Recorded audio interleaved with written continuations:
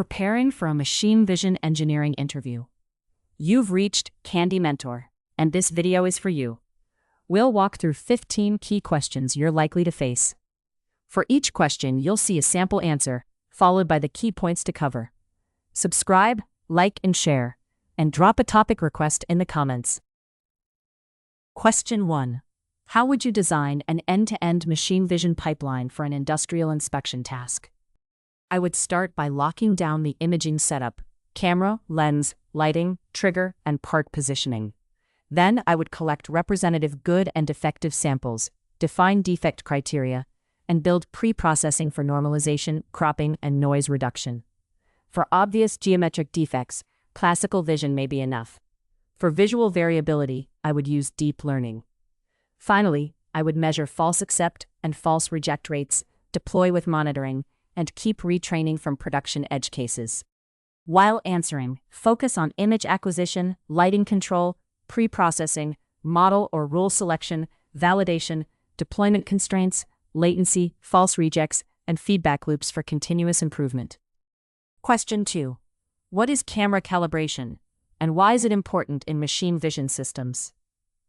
Camera calibration estimates how a camera maps three-dimensional world points to two-dimensional image pixels. Intrinsics describe focal length, optical center, and distortion. Extrinsics describe camera pose relative to the scene. I usually calibrate using checkerboard or dot grid images and validate with reprojection error. Calibration matters when pixel measurements must become real-world units, such as robot guidance, metrology, stereo depth, or correcting barrel distortion before detection. Make sure to cover intrinsic parameters, extrinsic parameters, distortion coefficients, calibration targets, reprojection error, and use cases like measurement, robotics, stereo vision, and perspective correction. Question 3. When would you use classical computer vision instead of a deep learning model? Classical vision is my first choice when the environment is controlled and the signal is explicit.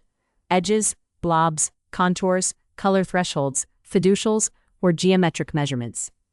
It needs less data, is easier to debug, and often runs faster on CPUs.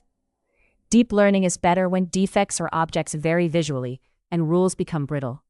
In practice, I often combine them, use classical preprocessing or region proposals, then apply a model only where needed.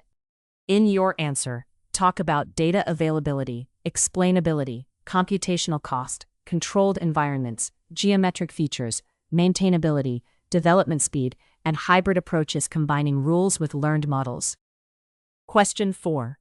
How do lighting and optics affect the performance of a machine vision application? Lighting and optics often decide whether the software problem is easy or impossible. Good illumination increases contrast for the feature of interest while suppressing background noise, glare, and shadows. Lens choice affects resolution, distortion, working distance, and depth of field. For shiny parts, I may use diffuse dome lighting or polarization. For edges, backlighting works well. I prefer solving variability physically first because no model fully compensates for inconsistent image acquisition. Be sure to mention illumination geometry, exposure, lens selection, depth of field, reflections, shadows, polarization, motion blur, sensor resolution, and why good hardware reduces software complexity. Question 5. Explain the difference between image classification, object detection, and semantic segmentation. Classification answers what is in the image, detection answers what and where using bounding boxes, and segmentation answers what class each pixel belongs to. For example, classifying a bottle as defective is coarse. Detecting the scratch localizes it. Segmenting gives exact defect area. I choose based on downstream needs. If a robot must pick an object, detection may be enough. If we need precise defect size or shape, segmentation is the better fit. While answering, distinguish output granularity, labels versus bounding boxes versus pixel masks, common architectures, evaluation metrics, and how task choice depends on business requirements. Question 6. How would you evaluate an object detection model in a production vision system? I would evaluate detection with precision, recall, IOU, and MAP, but I would not stop there. In production, threshold tuning depends on business cost, Missing a defect may be worse than rejecting a good part. I also inspect performance by class, size, lighting condition, camera station, and object pose. Latency and stability matter too. A model with slightly lower MAP, but predictable behavior and fewer critical misses may be the better engineering choice. Make sure to cover precision, recall, IOU, MAP, confidence thresholds, class imbalance, latency, edge case analysis, confusion matrices, and production-specific costs of false positives and false negatives. Question 7. What are common causes of poor model performance after deployment, even if validation accuracy was high? The usual reason is that validation did not match production. Maybe images came from one camera, one lighting setup, or clean samples, while deployment sees dust, blur, new suppliers, seasonal variation, or camera movement. I also check for label noise, data leakage, and class imbalance hiding rare failures. My fix is to build a production-like validation set, monitor confidence and error patterns, recalibrate hardware, and retrain with real edge cases. In your answer, discuss dataset leakage, non-representative validation data, domain shift, lighting changes, camera drift, label noise, threshold mismatch, class imbalance, and missing production monitoring. Question 8. How do convolutional neural networks extract visual features from images? A CNN learns small filters that slide over the image and detect local patterns such as edges, textures, corners, and shapes. Because the same weights are reused across locations, CNNs are efficient and translation-aware. Early layers capture simple visual primitives. Deeper layers combine them into object parts and class-level features. Striding or pooling reduces spatial size while increasing abstraction. That hierarchy is why CNNs work well for detection, classification, segmentation, and inspection tasks. Be sure to mention convolution filters, local receptive fields, weight sharing, feature hierarchy, activation functions, pooling or striding, and why CNNs work well for spatial data. Question 9. How would you handle a highly imbalanced defect detection dataset? First, I would stop using accuracy as the main metric because a model can look great by predicting every part as good. I would analyze recall for each defect type, collect more rare examples, and use targeted augmentation. Training options include oversampling, class weighting, focal loss, or two-stage systems. If defects are extremely rare, anomaly detection or one-class methods may be stronger. The key is validating on realistic defect rates and business costs.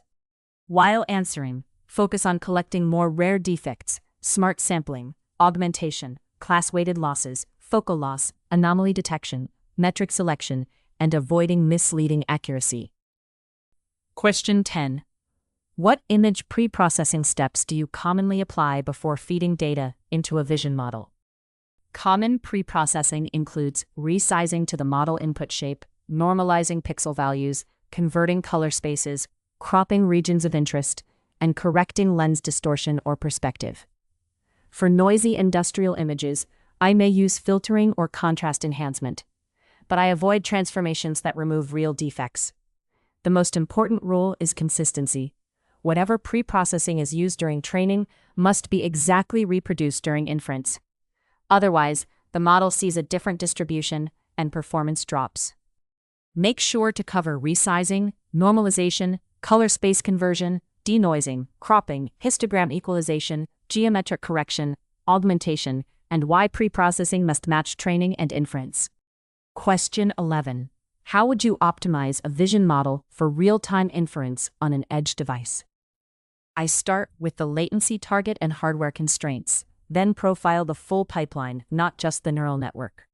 Reducing input resolution using a lighter architecture, quantization to INT8 or FP16, pruning and operator fusion can help.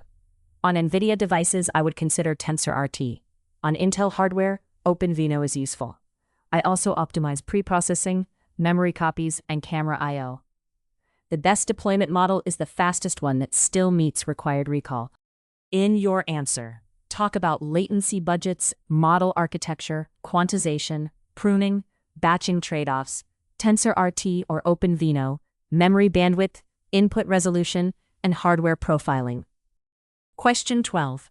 Explain stereo vision, and how depth can be estimated from two cameras. Stereo vision estimates depth by comparing the position of the same scene point in two calibrated camera images. After calibration and rectification, corresponding points lie on the same horizontal scanline, so we compute disparity. Larger disparity means the object is closer. Depth is related to focal length and camera baseline divided by disparity. Stereo works well with texture and good calibration, but struggles on reflective, transparent, or low texture surfaces. Be sure to mention camera baseline, calibration, rectification, correspondence matching, disparity, triangulation, depth accuracy, texture limitations, and alternatives, like structured light or time-of-flight sensors. Question 13. How would you track objects across video frames in a machine vision system? I usually separate detection from tracking. The detector finds objects in key frames, and the tracker links them over time, using position, motion, and sometimes appearance features. A Kalman filter can predict where an object should move, while algorithms like sort or deep sort handle data association. For high-speed lines, frame rate and motion blur are critical.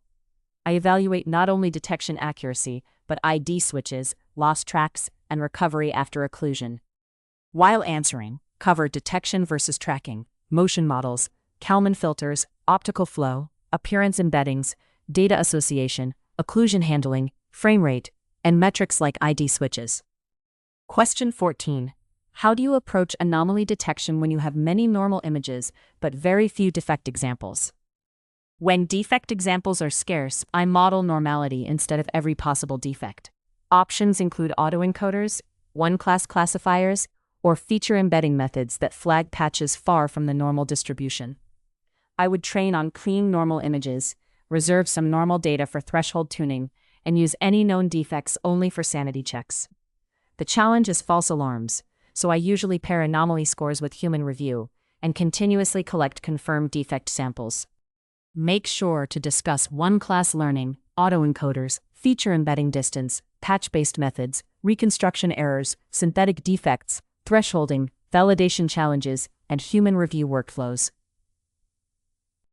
Question 15. How would you debug a vision system that suddenly starts rejecting too many good parts? I would treat it as a system problem, not just a model problem. First, I would compare recent rejected images with earlier accepted ones and check logs for software, threshold, or pre-processing changes. Then I would inspect hardware, lighting intensity, camera focus, exposure, lens contamination, calibration, and part positioning. If the image distribution shifted, I would identify the root cause before retraining. Retraining a model to compensate for a loose camera is the wrong fix. In your answer, mention checking recent changes, camera focus, lighting, exposure, calibration, data distribution, pre-processing versions, model thresholds, logs, sample review, and separating hardware from software issues. If you are still with us, congratulations, you are much ahead of the rest and serious about preparing for your interview. We hope we were able to add value to your preparation and create some helpful content. Do not forget to like and share this video. Your small act can do great things for us.